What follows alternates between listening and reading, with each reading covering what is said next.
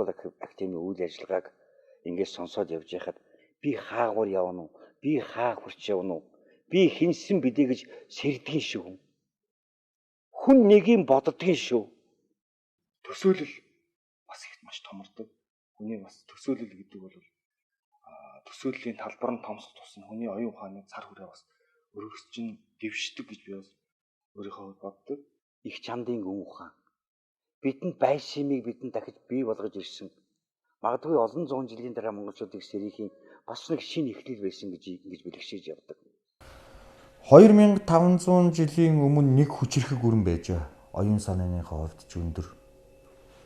Бодит харагдах байдлынхаа тал дээрээч боловсронгуй хүчирхэг нэг хүнэг өрнг байж.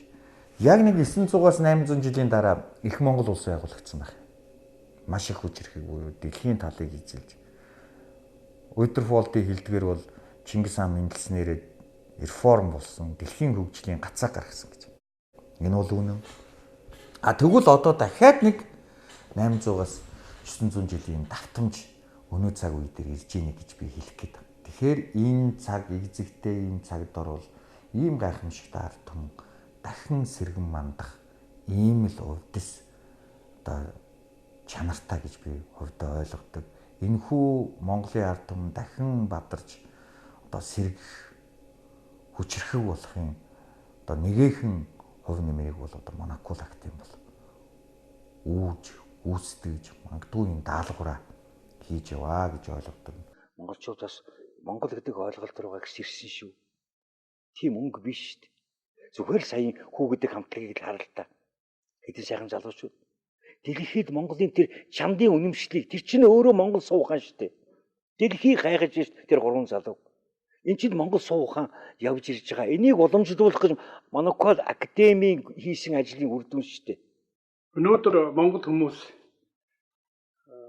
оюун ухаантай сууцалтай гэдэг ер нь дэлхийн нийт хүлээн зөвшөөрч байна.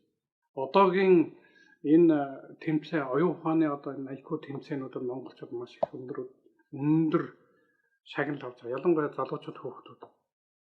Тэгэхээр энэ дээр нэг ийм сүүлийн хэдэн жил тийм ээ. Бид ер нь юу болов? Юу хийв те? Өнгөрсөн 10 жилийн хугацаанд Монакул академи мөнх тэнгэрийн мэдлэг, мөнх тэнгэрийн энэ гайхамшигтай ухааныг шинжлэх ухааны эргэлтэнд оруулах онлайн бүтээлүүдийг гаргаж ирснээрээ үнэхээр тесрэлт болсон. Үүнтэй маргах хүн нэгэнхэн ч байхгүй болов уу гэж би бодож байна. Нүдэнд харагдахгүй, гарт баригдахгүй сэрж байгаа бүхний үнэмшлийн ард бол энэ академи байна гэж би баттай хэлж чадна. Ер нь аливаа үндэсний ухамсар эргэл сэрэх процесс их удаан үргэлжилт юм байлаа. Нэг сэрсний дараа бол харин сэхээрээд ухаарад ойлголцоод эвлээд явах нь маш хурдан алга уруулахын төдий юм аа. Их сонин шүү.